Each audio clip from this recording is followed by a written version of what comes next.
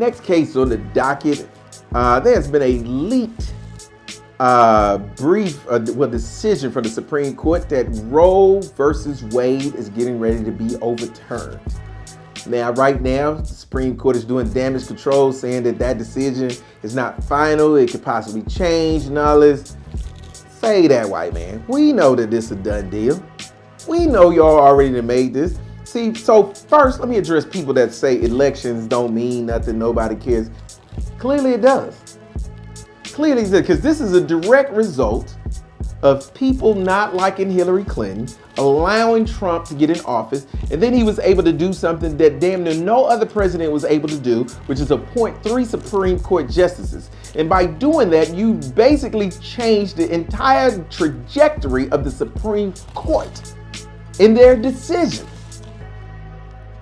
Now, what direction is that? That is the direction of extreme whiteism. And I don't know if whiteism is a word, but it's the word that I'm choosing to use right now. But they're getting ready to roll back the hands of time.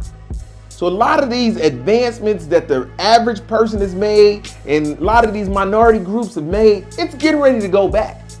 The Roe versus Wade is just the first piece of it. Know this. And let me address that before I get to the deeper topic, the deeper problem with this decision. Roe versus Wade, for people that don't know, don't follow the news, it protected federally protected a woman's right to have an abortion. That's basically what it did. An unwanted pregnancy, for whatever reason, a woman could go in that pregnancy for whatever reason. Rape, incest, just don't want the child, bad night at the club, one night stand, whatever the reason, she can go in that pregnancy. Well, that's getting ready to go away. Well, the reason why abortions were legalized in the first place is because women were dying from getting backroom abortions. They would go into little hospitals or little women in back dirty rooms getting these procedures, and they were bleeding out and they were dying. So getting abortions was a procedure that was able to be done in a medical environment to where the woman's life could be saved or not be put at risk because of said procedure. Now that's getting ready to go away. Now, I don't know about you, but I just don't know how a group of white men get to make a decision about what every woman in this country get to do with her body. I don't understand that. How y'all get to make that decision? You don't have no uterus, you ain't got no fallopian tubes, you ain't got no eggs, you don't have no birth canal, you don't have none of that. But somehow you feel like it's your right to tell women what to do with their body.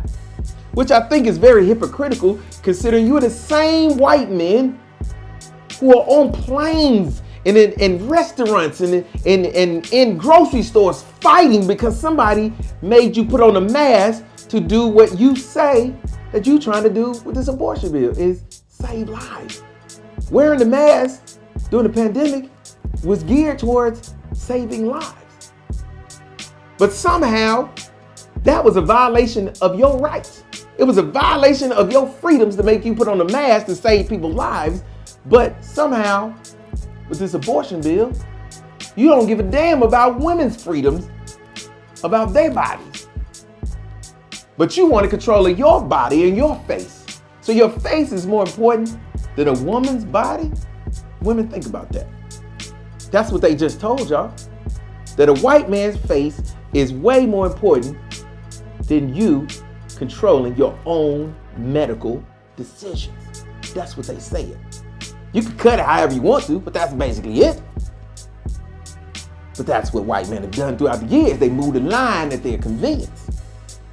Now, for the LGBTQ plus community that support this Roe versus Wade, because I've seen signs say LGBT community supports getting rid of the Roe versus Wade. Well, guess who's next? They've already started to talk about it, because if they can roll this law back, guess what the next thing that their goal is to solidify? They're going to define marriage as a union between men and women, a naturally born woman and a naturally born man. That is what they're getting ready to do. And if you think the Supreme Court ain't going to rule on that, then you're sadly mistaken. So all of these gay marriages out here, these people have gotten married in these unions, and you want the world to respect your gay marriage, that's getting ready to go away. Now your marriage is not going to be seen as legal in the eyes of the courts.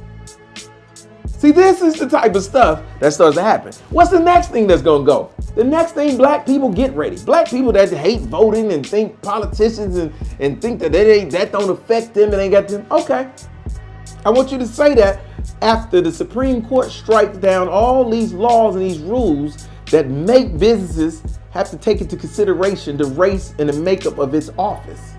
The rules that make colleges and higher learning institutions have to take into account what the population of their campuses look like. All those rules, because just back before the Supreme Court changed, the Supreme Court ruled that colleges could take into consideration a student's race when considering acceptance. They ruled that. But that's not the court anymore. Now what do you think they're gonna say? They're gonna say your race is not relevant. So now all our black kids that we fought all these years to get a better life and to get an opportunity and get these scholarships and these grant monies that have been set aside for minority groups and all this, that shit's going away. It's gonna go away. Because so many of you feel like none of this shit affects you. You don't care. But one of the things I always tell my kids is when you don't care or you say I don't care, then what you have done is you've left the door open to someone else to make a choice for you. That's what you have done. And for so many of you not to care, that's what you've done. You don't care about our kids, LGBTQ community. You don't care about your community. And women who support this Roe versus Wade decision, you don't care about other women. You can cut it how you want to and feel how you want to feel, but the reality is the reality. So everybody who supports this overturning of Roe versus Wade, I find you all guilty of not caring about your fellow man. I find you all guilty of being selfish, and I find you all guilty for just not understanding the reality and the world we live in and the shitstorm that you have just created. Next case. Seems that that was the last case on the docket. So if we have no further business with the court for the day, bailiff, we can adjourn.